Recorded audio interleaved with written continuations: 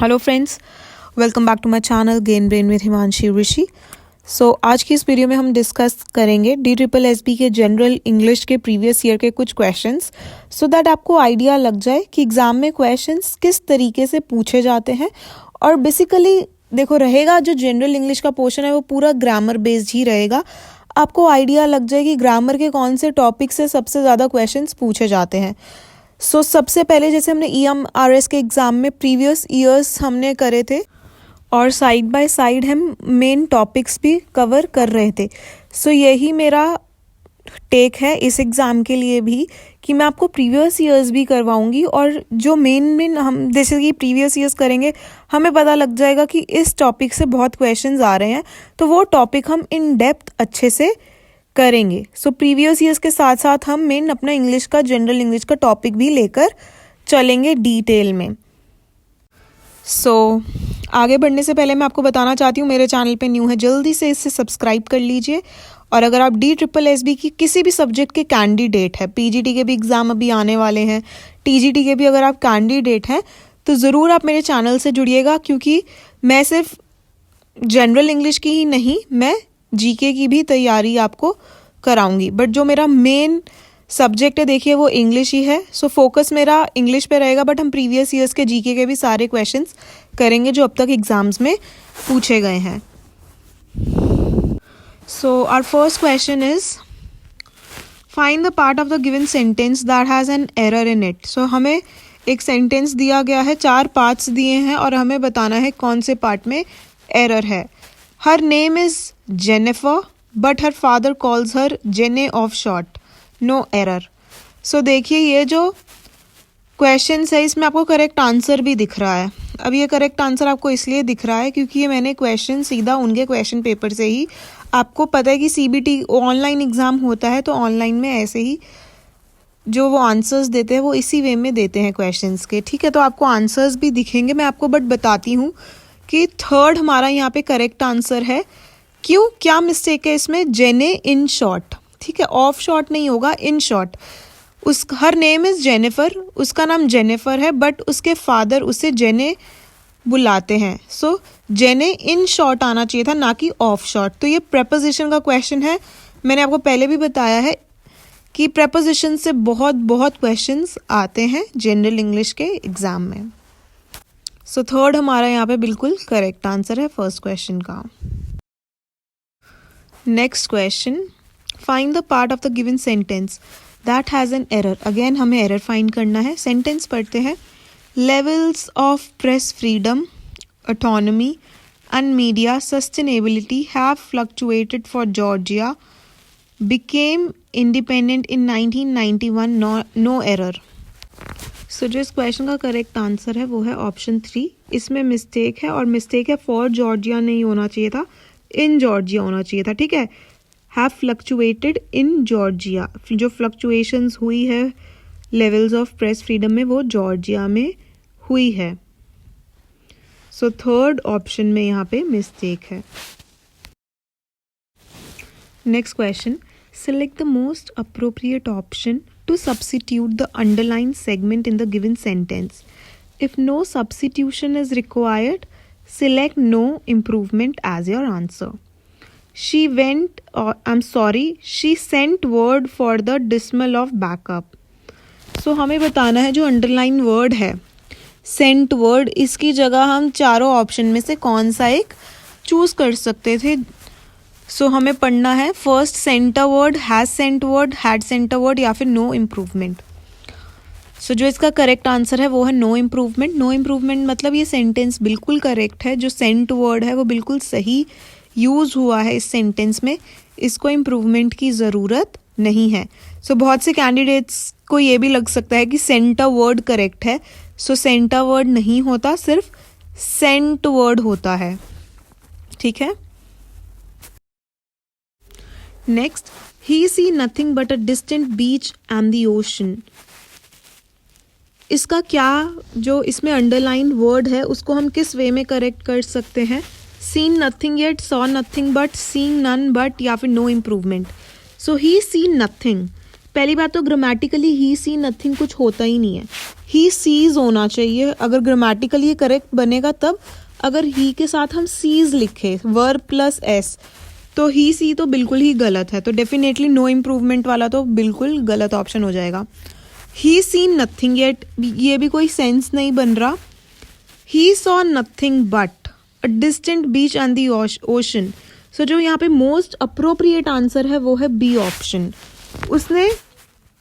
उसे कुछ नहीं दिख रहा बट एक बीच और ओशन दिखाई दे रहा है दूर से, सो सॉ नथिंग बट। ये सेंटेंस क्यों गलत है? क्योंकि ही सी नहीं होना चाहिए, ही सीज होता तब ये सही बनता। और यहाँ पे जो 4 ऑप्शन है, सॉ नथिंग ही मोस्ट अप्रोप्रिएट बन रहा है।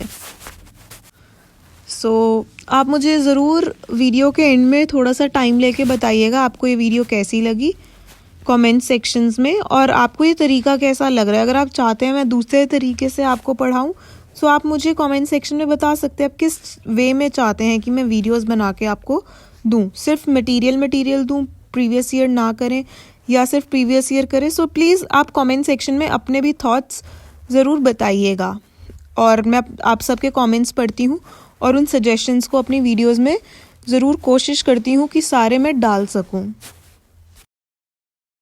Next, a sentence has been given with a blank to be filled with an appropriate word. Choose the correct alternative.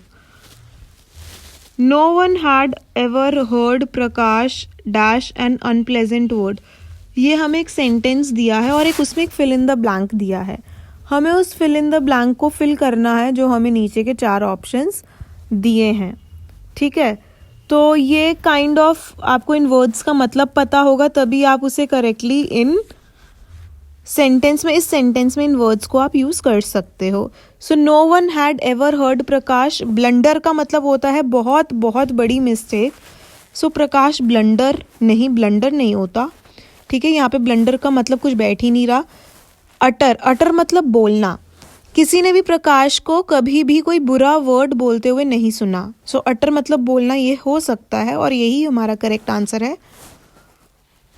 Plunder का मतलब होता है काइंड ऑफ चोरी करना।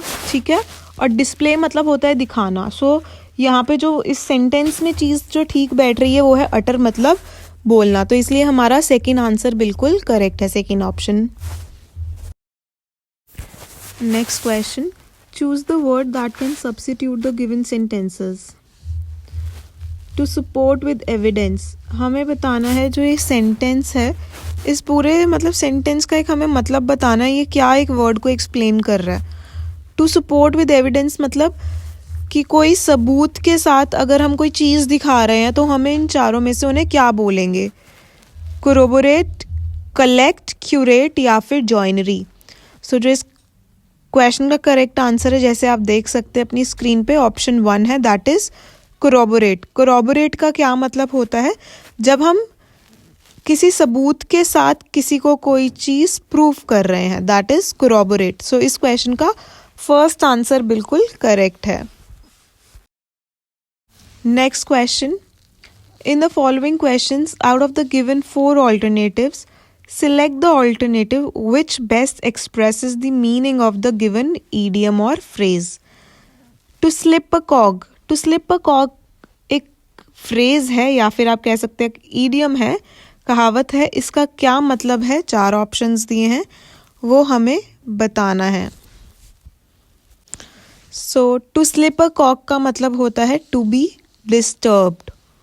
ठीक है, डिस्टर्ब होना किसी के लिए, मतलब किसी की वजह से खुद को डिस्टर्ब करना, या फिर हम किसी की कोई एक्शन से हम डिस्टर्ब हो गए तो हम बोल सकते हैं टू स्लिप अ कॉग।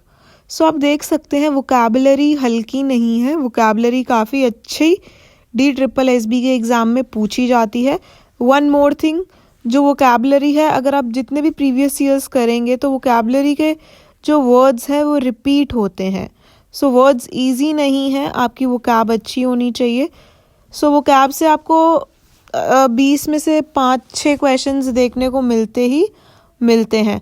और एक बहुत अच्छी बात है कि 20 में से आपको 4 से 5 नंबर का आपको एक अनसीन पैराग्राफ कॉम्प्रिहेंशन पैसेज जिससे हम बोलते हैं वो भी देखने को मिलता है, तो वो इजी हो जाता है, ऑल दो बहुत लेंदी होता है बिकॉज टाइमर चल रहा होता है, टाइम लगता है उसे सॉल्व करने के लिए, बट हाँ मोस्टली कर लेते हैं कैंडिडेट्स क्योंकि इजी ही होता है। जो जनरल इंग्लिश का पोर्शन है, मेन टीजीटी पीजीटी का जिनका मेन सब्जेक्ट इंग्लिश है, उनको जनरल इजी कॉम्प्रिहेंशंस नहीं पूछे जाते एग्ज़ाम में, बट कंपैरेटिवली जनरल इंग्लिश का इजी ही कॉम्प्रिहेंशन होता है।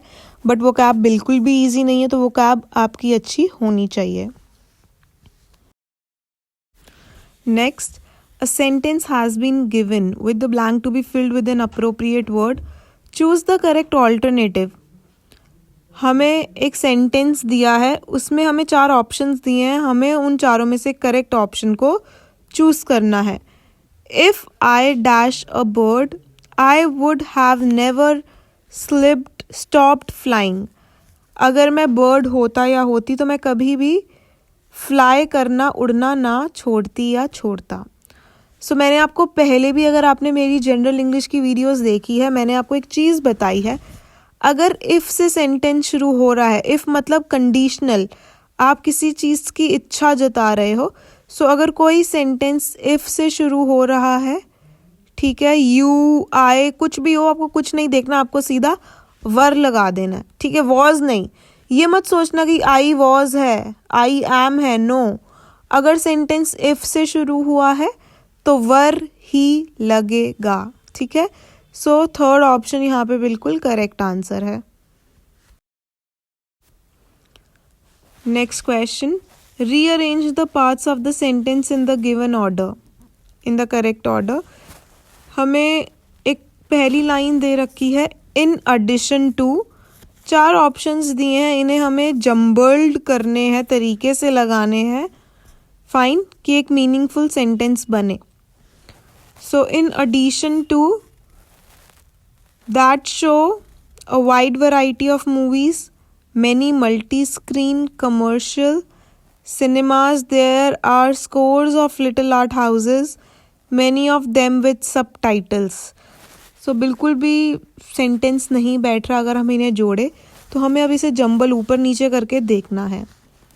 सो इसका तरीका मैंने आपको पहले भी बता रखा है, अगर पहले की वीडियोस देखी है आपने मेरी।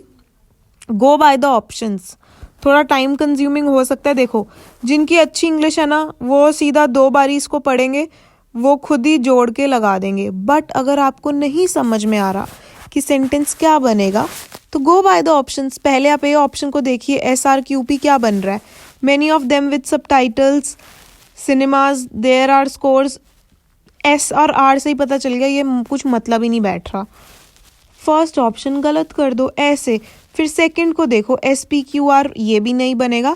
तो हम चारों ऑप्शन चेक कर लेंगे, जो सा आपको मोस्ट अप्रोप्रिएट लगे उसको आप चूज कर लीजिए। इसका एक यही सबसे सिंपल और इजी तरीका है ऐसे क्वेश्चंस को अटेम्प्ट करने का। अब आप आइए फोर्थ पे, QRPS क्या बनता है पढ़ते हैं। Many multi screen commercial cinemas, there are scores of little art houses that show a wide variety of movies, many of them with subtitles। तो अगर आप चारों ही पढ़कर देखेंगे, जो मोस्ट अप्रोप्रिएट बनेगा वो S ऑप्शन ही बनेगा, आई मीन फोर्थ ऑप्शन ही बनेगा। सो इसलिए जो हमारा लास्ट ऑप्शन है फोर्थ, वो बिल्कुल करेक्ट आंसर है यहाँ पे।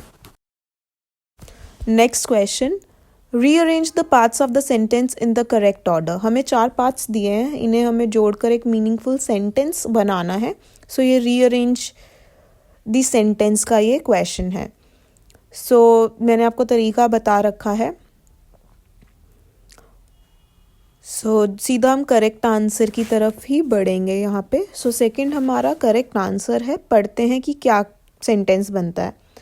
The turtles are the further risk from man made debris that are, क्या कहता है, that has been washed into the ocean and may resemble food to them, and क्यू है from the damage done by the sedimentation and pollution to the sea grass beds that some species rely upon for food. So देखो अभी तो मैंने धीरे धीरे पढ़ा, आपको शायद लग रहा हो कि बन नहीं रहा सेंटेंस, बट आप खुद से एक बार इस सेंटेंस को पढ़िए तो डेफिनेटली एक बहुत अच्छा मीनिंगफुल सेंटेंस क्रिएट कर रहा है। और यही तरीका है, ठीक है। आप पार्ट्स वाइज चलेंगे तो मिस्टेक होने के बहुत बहुत कम चांसेस है। तो इन क्वेश्चंस को ऐसे ही किया जाता है। फर्स्ट पार्ट पहले देख लीजिए क्या बन रहा है, सेकंड देख लीजिए, चारों एक बारी जल्दी से मन में पढ़ लीजिए, जो मोस्ट अप्रोप्रिएट लगेगा वही आपका करेक्ट आंसर होगा। Next question, choose the word that means the same as the given word. Alteration का हमें सिनोनिम बताना है, ठीक है। ऑल्ट्रेशन का सिनोनिम क्या है? Valour, amendment, next option altercation या फिर प्रिजर्व। सो सबसे पहले तो हम ये समझेंगे कि ऑल्ट्रेशन का मतलब क्या होता है। सो ऑल्ट्रेशन का मतलब होता है छोटा सा चेंज करना, या फिर बेसिकली ऑल्ट्रेशन का मतलब होता है चेंज।